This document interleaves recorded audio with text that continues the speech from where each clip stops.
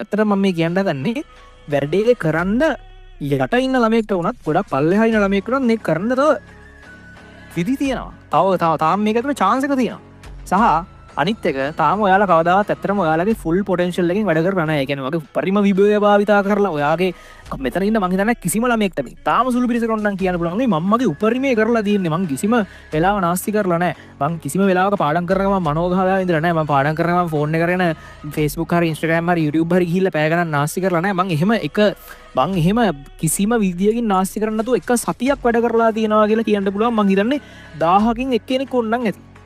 මේ පහුගේ සතය තුළද මගේ උපරිම පලදායෝ වැඩ කර මගේ වෙලා මං ඔයකව හිතන්ඩවත් වෙන ප්‍රශ්නවලට ඔලුවදාන්ඩවත් සෝශල් මීඩිය හින්දවත් වෙන මොහර ඩිස්ට්‍රක්ෂණ එකක් හිදවත් නැතිරගත් නෑ කිය කියන්න පුළුවන් ළමයි දාහගේ කෙනෙක නතුට ආතාමගේ උපරිම පොටෙන්ශල්ලකින් පඩ කරලත්න මනුස්සේක උපරිම පොටෙන්ශල්ල කෙන මාර ලොකු දෙයක් හරිද පවසක උපරිම විභය කියනක අලතාම මේ සමහරවයාට සහරලමයි තමන්ගේ උපරිම විභවෙන් උපරිම පොටෙන්ශල්ලගේ 10ක් වැඩ කරන 20ක් වැඩ කරනයකුට එතන ඉතාම සුළු පිරිසයින්න තමන්ගේ උපරිම විභයෙන් 70 කියන එකත් පන්න ගත්ත 100 තමන්ගේ 100 දෙන මං හිතන්න එක්කෙනෙක්වත් ඉන්නවා කියලා.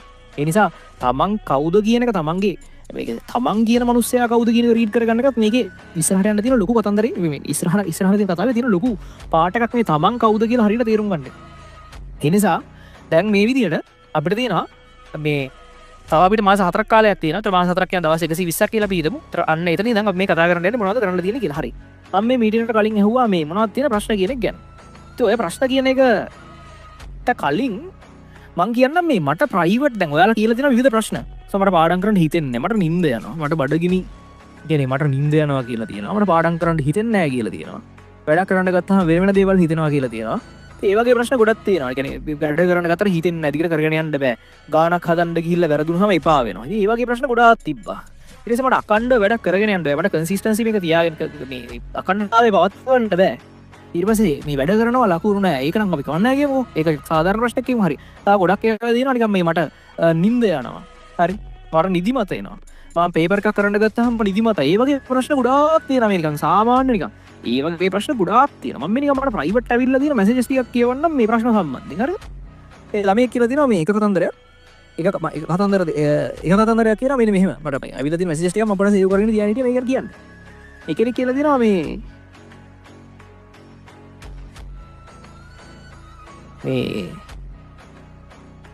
ඒක මේ මීටින් එකට කියපු ප්‍රශ්නයක් නෙමෙයි. මේ කියන්නේ මේ මම කලින් දාපු වීඩියෝ එකකින් පස්සේ මට ළමෙක් දාලා තියෙන මැසේජ් එක. මොකක් හරි සිද්ධියකින් මේ පන්තියකින් වගේ පස්සේ දාලා තියෙන මැසේජ් එක.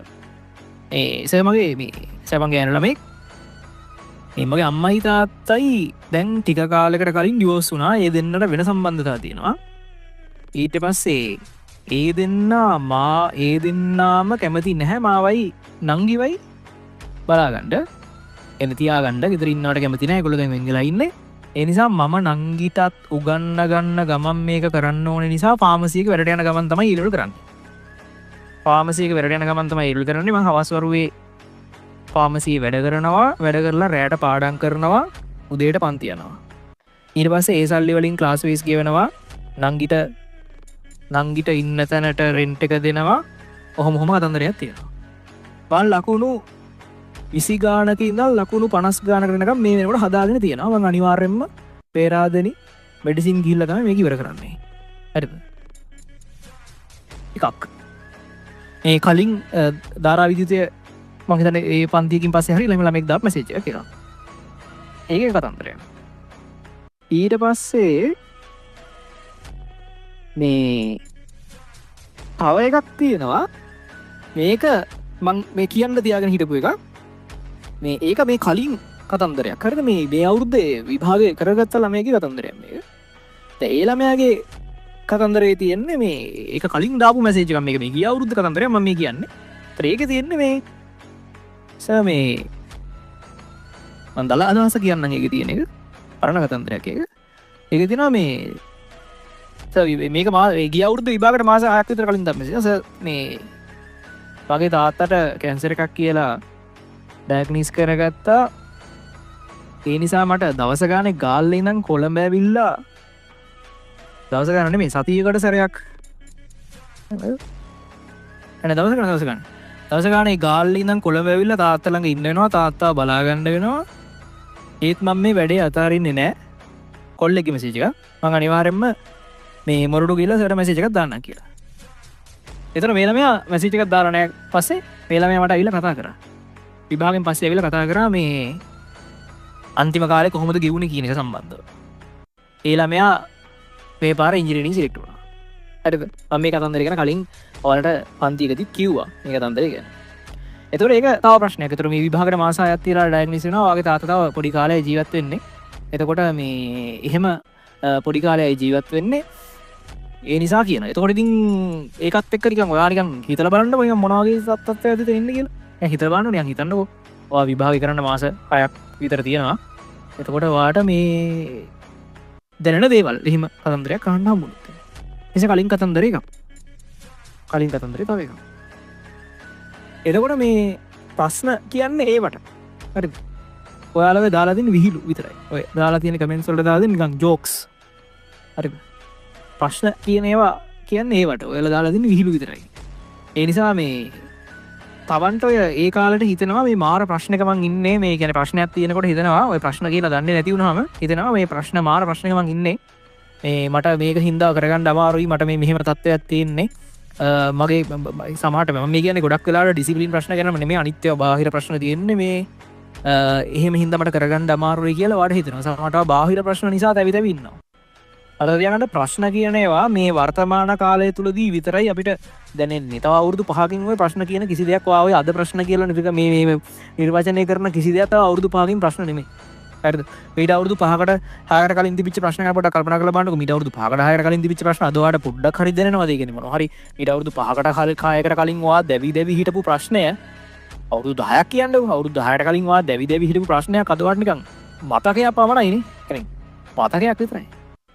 ඒ නිසා මේ ප්‍රශ්න කියන්නේ අර වගේ දේවල්.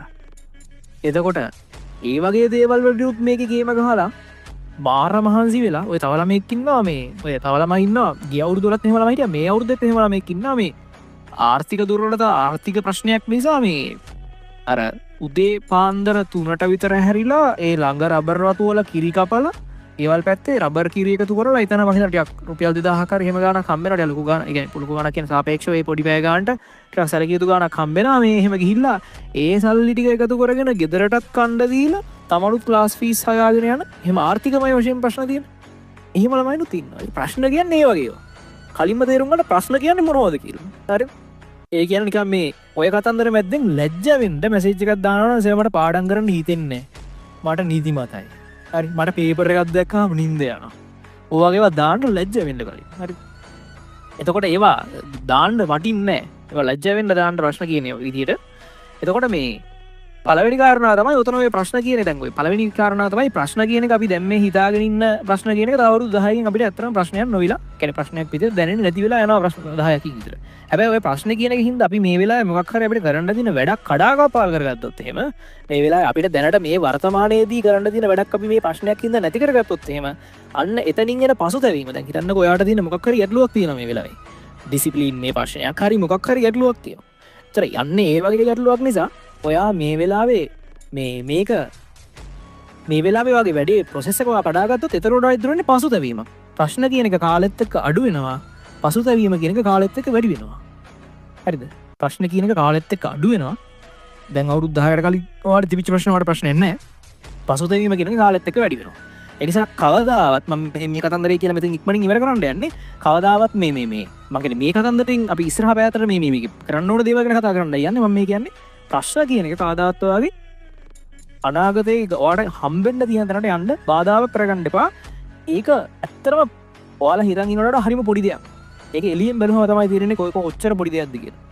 මොකද මේ ප්‍රශ්නේ ඉන්නකොට අපිට හිතෙනවා අපිට මාර ප්‍රශ්නයක් තියෙනවා කියලා. ඒකට ඇත්තටම අපිට එහෙම කිසිම ප්‍රශ්නයක් නැහැ.